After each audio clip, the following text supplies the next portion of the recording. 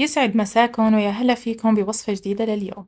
رح أحضر خبز الصمون أو الخبز الفينو بطريقة بسيطة ومكونات سهلة. بتمنى تتابعوا الوصفة للنهاية وخلونا نبدأ بطريقة التحضير. أول إشي رح أحضر محسن للعجينة. رح يكون طبيعي عبارة عن معلقة صغيرة من البيكنج باودر مع معلقة صغيرة من الخل. بخلطهم مع بعض، وهالخلطة هي بتساعد العجينة إنه تبقى طرية أو بتساعد إنه الصمن يبقى طري فترة طويلة. رح أبدأ بتحضير العجينة. أول إشي عندي كاسة من المي الدافية، ضفت عليها معلقة كبيرة من الخميرة الفورية مع معلقتين كبار سكر. كمان بضيف عليهم 3 معالق كبار من الزيت النباتي. ببدأ بتحريك هالمكونات. مثل ما ملاحظين مكونات العجينة نفس مكونات أي نوع عجينة تانية منحضرة للمعجنات أو للفطاير. هلا رح أضيف المحسن اللي حضرته ببداية الفيديو، وببدأ بعدين بإضافة الطحين.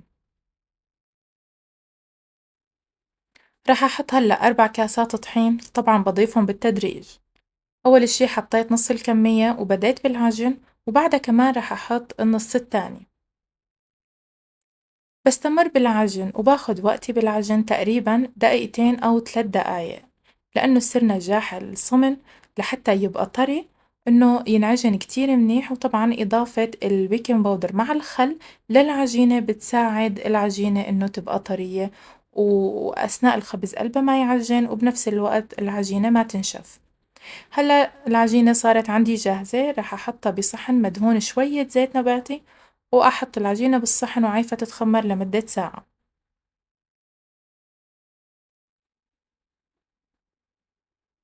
غطيت الصحن وهلا راح أعيف العجينة بمكان دافي لوقت ما تتخمر.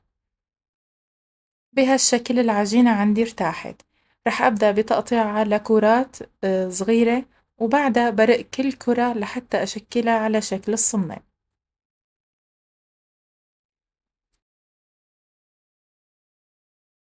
كور العجينة بهالشكل هاد لكرات متساوية بالحجم، وبعدها راح أبدأ برق كل كرة.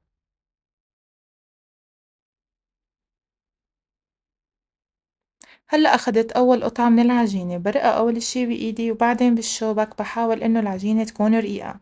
هلأ أثناء رق العجينة الصمون لازم أول شي نرقها بشكل رقيق، وبعدها بدرج العجينة لوقت ما تصير على شكل رول.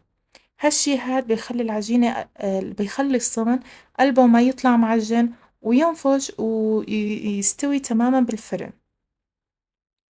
لاحظوا هلأ هون درجت العجينة بهالشكل هاد، وراح أسكر الأطراف كتير منيح، وبنتبه لهالخطوة إني أتأكد إنه الأطراف اتسكرت مشان ما تفتح أثناء الخبز بالفرن.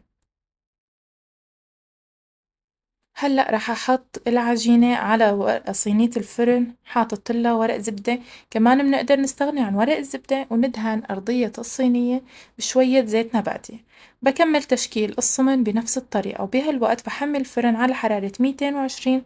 بشغل الحرارة من الجهتين.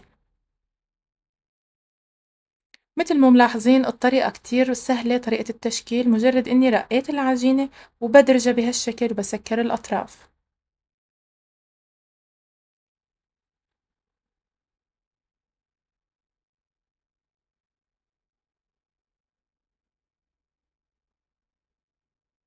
هلأ تاني قطعة من الصمن صارت عندي جاهزة. راح أحطها على صينية الفرن وأكمل تشكيل كل الكمية. هلأ خلصت أول صينية، راح أغطيها، وكمان هالمرحلة كتير ضرورية أعيف العجينة تتخمر أقل شي ربع ساعة بمكان دافي طبعا. هلا رح أدهن هون وجه العجينة بالمي. إذا بتحبوا تستبدلوا هالخطوة بدهن الصمن بالبيض كمان بيصير، بس أنا فضلت وصفة اليوم تكون اقتصادية كلها. هلا رح أرش كمان السمسم، وهذا الشي كمان اختياري. رح أرش السمسم على وجه الصمن بهالشكل هاد، وبعدها رح أدخل خبز الصمن على الفرن. يستغرقوا خبز بالفرن تقريبا تلت ساعة طبعا مع المراقبة. بهالشكل طالعت الصمن من الفرن. لاحظوا شلون آخدين لون ونافشين منيح بالفرن، وبنفس الوقت قلبه أبدا مو معجن. بقي عندي الصمن تقريبا أسبوع وما ما مكن ولا صار له أي شي، طبعا بإضافة محسن العجين اللي ضفناه محسن طبيعي عبارة عن بيكنج باودر مع خل.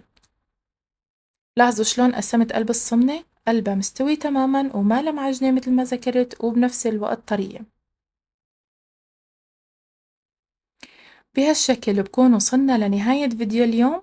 عملنا خبز الصمن أو الخبز الفينو بطريقة سهلة واقتصادية. طبعا هالصمن هذا بنقدر نحشيه بأي حشوة منفضلة، بنقدر نحشيهن للمدارس للأطفال، جبنة، خس، خيار وبندورة، وكمان بنقدر نحط بقلبن لانشون. بتمنى إذا عجبتكم الوصفة لا تنسوا الاشتراك بالقناة وتفعيل زر الجرس ليصلكم كل جديد، ومنلتقى بوصفة جديدة إن شاء الله.